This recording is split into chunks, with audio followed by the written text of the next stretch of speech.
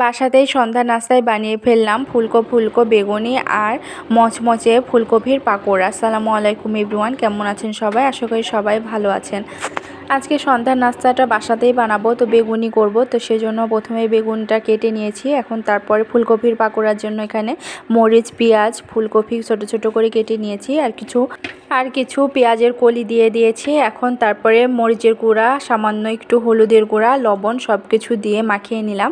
এখন তারপরে অল্প পরিমাণে বেসন দিয়ে দিলাম, বেসনটা দিলে আরও বেশি ক্রিস্পি হবে।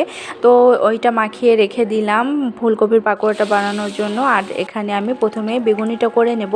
তো বেগুনির জন্য বেসনের ব্যাটারটা আগেই করে রেখেছিলাম। ব্যাটারটা আগে করে রাখলে আরও বেশি ফুলকো হয়। তো এই তো এখন ব্যাটারের মধ্যে চুবিয়ে ভালোভাবে আমি ভেজে নিচ্ছি। আর ভাজা পোড়া সবসময় কিন্তু আস্তে আস্তে খুবই লো হিটে দিয়ে ভাজতে হয়, তাহলে অনেকটা সময় ধরে ক্রিস্পি থাকে। তো আমি খুবই আস্তে আস্তে ভেজে নিচ্ছিলাম। আর চুলায় দেওয়ার সঙ্গে সঙ্গে এত বেশি ফুলে উঠছিল। খুব সাধারণত সন্ধ্যায় আমার হাজব্যান্ড বাসায় থাকে না, ওর অফিস থেকে আসতে আসতে রাত হয়ে যায়। তো সন্ধ্যায় তেমন কোনো নাস্তা বানানো হয় না, যেহেতু আমি একাই বাসায় থাকি।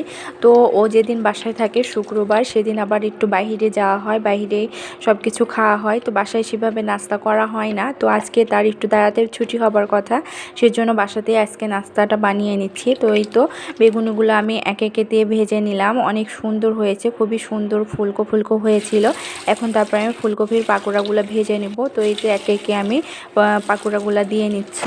আর এই ফুলকপির পাকোড়াটা আমি এর আগেও একদিন বানিয়েছিলাম, কয়েকদিন আগেই বানিয়েছিলাম। তো তারপরে খাওয়ার পরে আমার হাজব্যান্ডের অনেক বেশি ভালো লেগেছে। তারপর থেকেই সে বলে আবারও বানানোর কথা, কিন্তু তা বানানো হয় না। সে বাসায় যেহেতু থাকে না, তো ভাবলাম আজকে যেহেতু তাড়াতাড়ি ছুটি, তো আজকে বানিয়ে ফেলি। তো তার সঙ্গে বেগুন যেহেতু বাসায় ছিলই, তো বেগুনিটাও বানিয়ে ফেললাম। তো এই তো ফুলকপির পাকোড়াগুলো একে একে ভেজে নিলাম। এখানে অনেক বেশি ক্রিস্পি হয় এভাবে কিন্তু ফুলকপির পাকোড়াগুলো বানালে।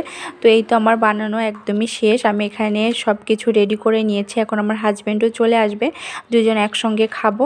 তো এইভাবে বানাইলে কিন্তু অনেক বেশি হেলদি হয়। বাইরে যেহেতু এক তেল অনেকবার ইউজ করে, তো সেটা খুবই আনহেলদি। বাসায় বানালে অনেক বেশি ভালোও হয়। তো এই ছিল আজকের ভিডিও। ভালো থাকবেন, সুস্থ থাকবেন, আল্লাহ হাফেজ।